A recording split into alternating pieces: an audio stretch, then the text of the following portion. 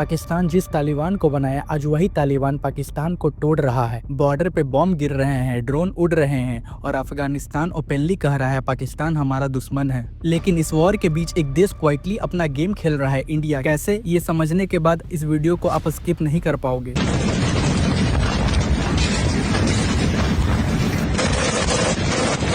नमस्कार दोस्तों, आज हम बात करने वाले हैं साउथ एशिया की सबसे डेंजरस बॉर्डर की, अफगानिस्तान वर्सेस पाकिस्तान कॉन्फ्लिक्ट। ये सिर्फ एक बॉर्डर फाइट नहीं, ये एक रिलीजन अर्थक्वेक है जिसके झटके इंडिया तक पहुंच रहे हैं। और एंड तक बने रहिए क्योंकि मैं बताऊंगा कैसे ये क्राइसिस इंडिया के लिए गोल्डन अपॉर्चुनिटी बन गया है। अफगानिस्तान और पाकिस्तान के बॉर्डर दुरंद लाइन पर अब हर दूसरे दिन ही फायरिंग हो रही है। रिपोर्ट्स के मुताबिक लास्ट वीक तालिबान ने पाकिस्तान के आर्मी पोस्ट पर रॉकेट अटैक किया। पाकिस्तान ने रिटेलिएशन में ड्रोन स्ट्राइक की। रिजल्ट, डजन ऑफ सोल्जर मर गए और ट्रेड रूट बंद हो गया। तोरखम और चमन बॉर्डर के क्लोज होने से अफगानिस्तान का फूड और फ्यूल सप्लाई ऑलमोस्ट कोलैप्स कर गया है। ना तो वहाँ ट्रक जा पा रही है, पूरी बाजार खाली है, वहाँ की जनता हताश हो चुकी है। पाकिस्तान बोल रहा है तालिबान टीटीपी मिलिटेंट्स को सपोर्ट कर रही है।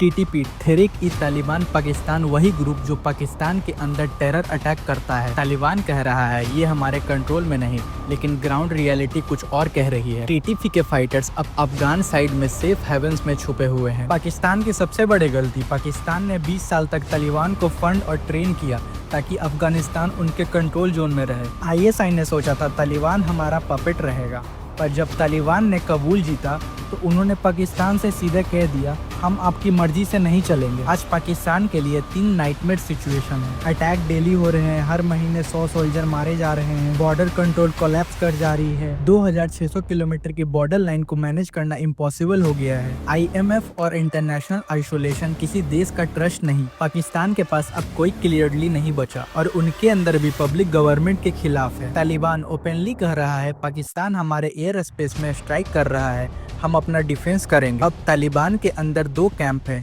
एक जो पाकिस्तान से पीस चाहता है, दूसरा जो रिवेंज लेना चाहता है। हार्डलाइनर्स बोल रहे हैं आईएसआई ने हमसे सालों तक झूठ बोला। अब तालिबान एक इंडिपेंडेंट फॉरेन पॉलिसी बनाना चाहता है। वो पाकिस्तान के कंट्रोल से निकलकर चाइना, रसिया और इंडिया के साथ रिलेशन बनाना चाहता है, जिससे उसका इंपोर्ट एक्सपोर्ट और बेहतर हो जाए। अब ये सब इंडिया के लिए एक साइलेंट अपॉर्चुनिटी है। इंडिया ने अफगानिस्तान में हमेशा सॉफ्ट पावर बिल्ड किया है, जैसे स्कूल्स, रोड, स्लैम डैम और वेट एड। 2023 के बाद इंडिया ने तालिबान से लिमिटेड टॉक स्टार्ट कर दी और काबुल में डिप्लोमेटिक प्रेजेंस वापस लाई। अब जब पाकिस्तान और तालिबान एक दूसरे से लड़ रहे हैं, इंडिया क्विकली अपनी इमेज बनाता जा रहा है as a stable, non aggressive, helpful power. Pakistan के स्ट्रेटेजिक डेप्थ का खत्म होना। पाकिस्तान ने अफगानिस्तान को हमेशा अपना बैकयार्ड माना है, अब तालिबान ने उनके अगेंस्ट स्टैंड ले लिया। पाकिस्तान के लिए अब वेस्ट और ईस्ट दोनों फ्रंट ओपन है। इंडिया के लिए ये जैकपॉट है। जब पाकिस्तान बॉम्ब कर रहा है,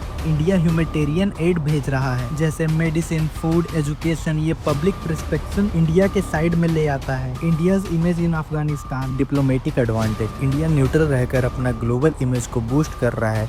यूएस और रसिया दोनों के साथ कम्युनिकेशन ओपन है। सिक्योरिटी ब्रीदिंग स्पेस, पाकिस्तान अब वेस्टर्न बॉर्डर में बिजी है, सो एलओसी पर प्रेशर कम होता है। कनेक्टिविटी गेन, अगर पाकिस्तान और अफगान का रिलेशन और बिगड़ता है तो इंडिया के लिए छावर पोर्ट और इंटरनेशनल नॉर्थ साउथ कॉरिडोर का स्ट्रेटेजिक इंपॉर्टेंस बढ़ता है। टेरर स्पिल ओवर, तालिबान और टीटीपी लिंक स्ट्रांग हुआ तो साउथ एशिया में एक्सट्रीमिज्म वापस बढ़ सकता है। चाइनाज रोल, चाइना दोनों साइड में इन्वेस्ट कर रहा है। अगर चाइना मीडिएटर बन गया तो इंडिया का इन्फ्लुएंस लिमिटेड हो सकता है। रिफ्यूजी क्राइसिस, अफगानिस्तान में स्टेबिलिटी का डायरेक्ट इफेक्ट नेबरिंग कंट्रीज पर पड़ रहा है। पाकिस्तान जिस तालिबान को अपना वेपन समझता था, आज वही तालिबान पाकिस्तान के खिलाफ खड़ा है।